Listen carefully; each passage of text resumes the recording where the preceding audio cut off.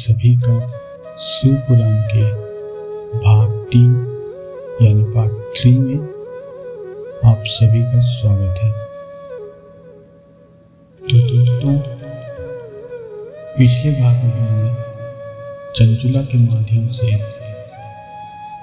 भगवान शिव के 5 मुखों वाले अद्भुत रूप के दर्शन किए थे।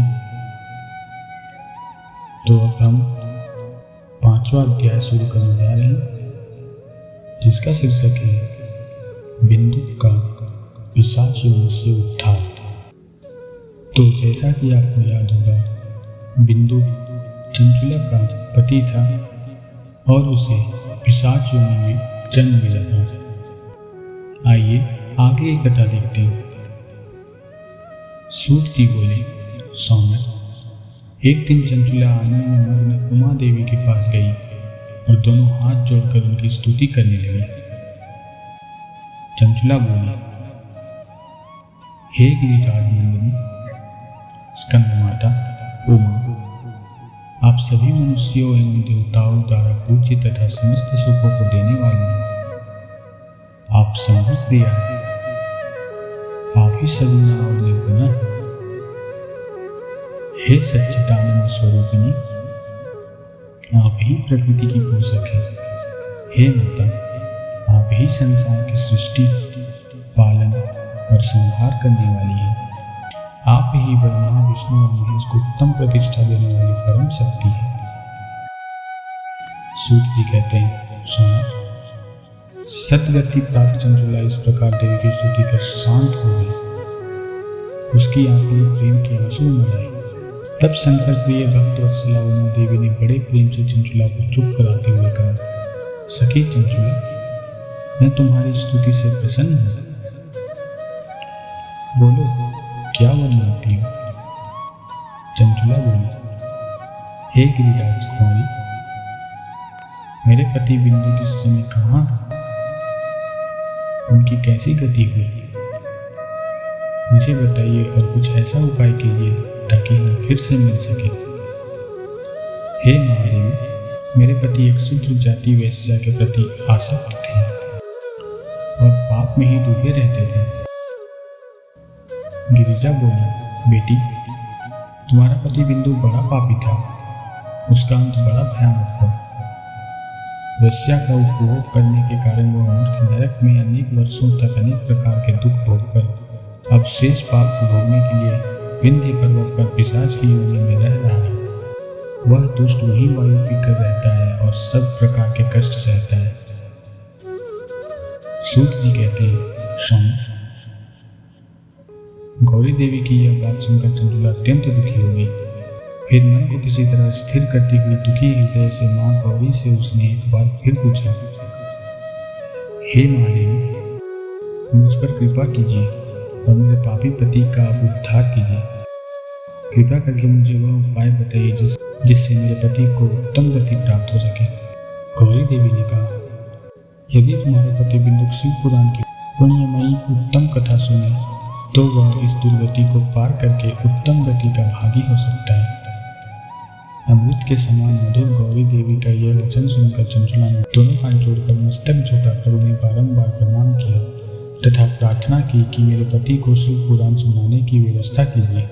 ब्राह्मण पत्नी चंचुला के बार बार प्रार्थना करने पर शिव प्रिय गौरी देवी ने भगवान शिव की महिमा का गान करने वाले गंधर्वराज तुम्बुरो को बुलाकर कहा, तुम्बुरो, तुम्हारी भगवान शिव में प्रीति है।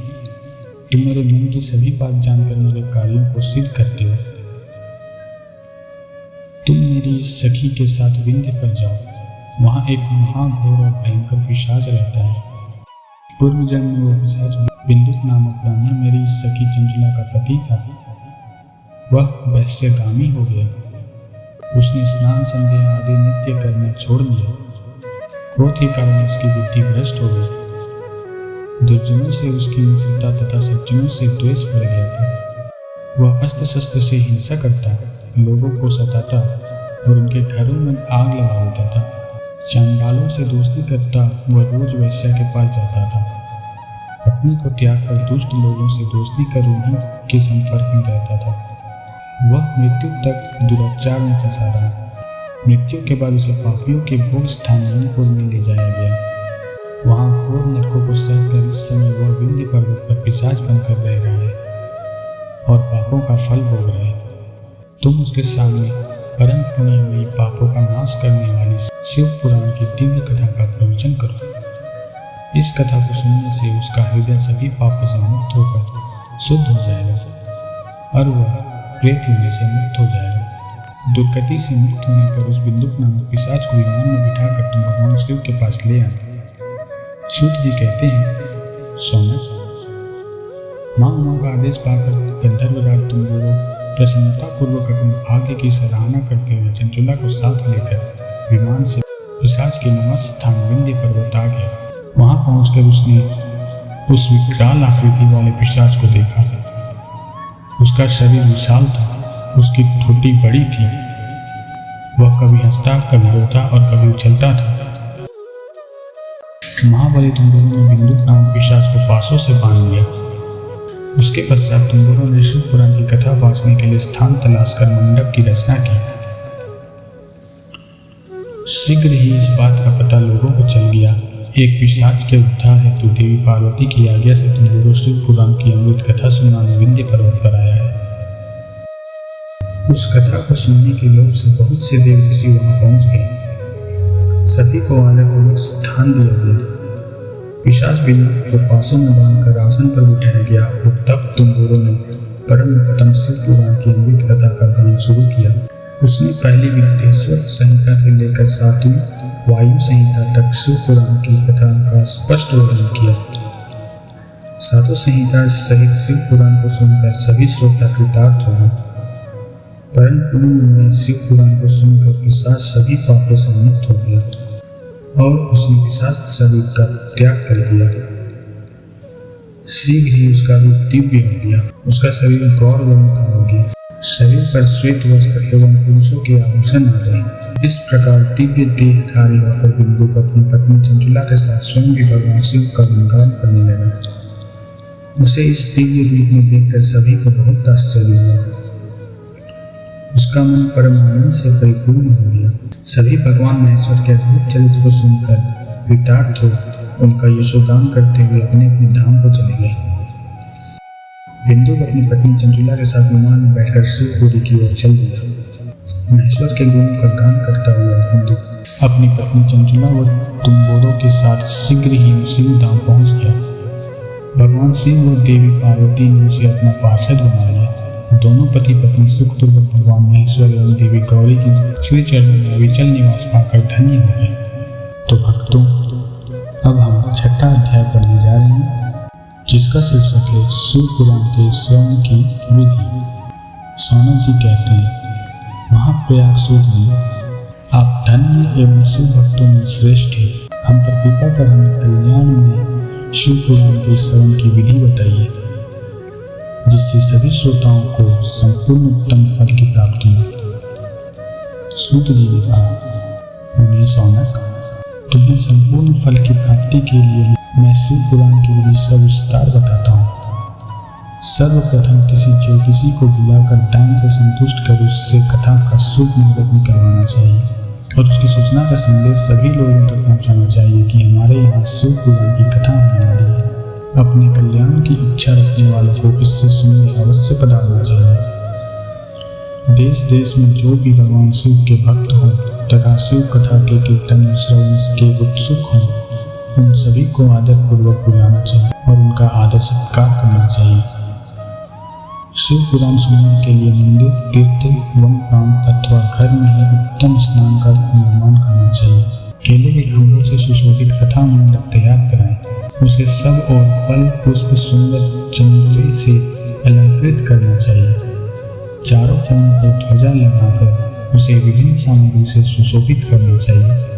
भगवान शंकर के लिए भक्तिपूर्वक दिव्य आसन का निर्माण करना चाहिए तथा कथावाचक के लिए भी दिव्य आसन का निर्माण करना चाहिए। नियम पूर्वक कथा सुनने वालों के लिए भी सुयोग आसन की व्यवस्था करें तथा अन्य लोगों के बैठने की भी व्यवस्था करें। कथा वाचने वाले विद्वान के प्रति कभी बुरी भावना न रखें। संसार में जन्म तथा गुणों के कारण बहुत से गुरु होते हैं, परंतु उन सब में पुराणों का ज्ञाता ही परम गुरु माना जाता है। पुराण वेत्ता पवित्र, शांत, साधु, ईर्ष्या पर विजय प्राप्त करने वाला और दयालु होना चाहिए। ऐसे गुणी मनुष्य को इस पुण्य कथा को वांचना चाहिए। सूर्योदय से 3:30 पहर तक इसे वांचने का उपयुक्त समय है। मध्यम काल में 2 घड़ी तक कथा बंद रखनी चाहिए ताकि लोग मल मूत्र का त्याग कर सकें। जिस दिन से कथा शुरू हो रही है उससे 1 दिन पहले व्रत ग्रहण करें। कथा के दिनों में प्रातः काल का नित्य कर्म संक्षेप में कर लेना चाहिए। वक्ता के पास उसकी सहायता हेतु एक विद्वान व्यक्ति को बैठना चाहिए जो कि सब प्रकार के संशयों को दूर कर लोगों को समझाने में कुशल हो। कथा में आने वाले विघ्नों को दूर करने के लिए सर्वप्रथम गणेश जी का पूजन करना चाहिए। भगवान शिव व शिव पुराण की भक्ति भाव से पूजा करें। तत्पश्चात श्रोता तन मन से शुद्ध होकर आदर पूर्वक शिव पुराण की कथा सुने। जो वक्ता और श्रोता अनेक प्रकार के कर्मों से भटक रहे हैं, काम आदि 6 विकारों से युक्त हो, वे पुण्य के भागी नहीं हो सकते। जो मनुष्य अपनी सभी चिंताओं को भूलकर कथा में मन लगाते हैं, उन शुद्ध बुद्धि मनुष्य को उत्तम फल की प्राप्ति होती है। हर हर महादेव भक्तों, आज की कथा यहीं समाप्त होती है। हम आपसे अगले भाग में मिलेंगे, आगे की कथा पढ़ेंगे। तब तक के लिए शिव आप पर कृपा बनाए रखें।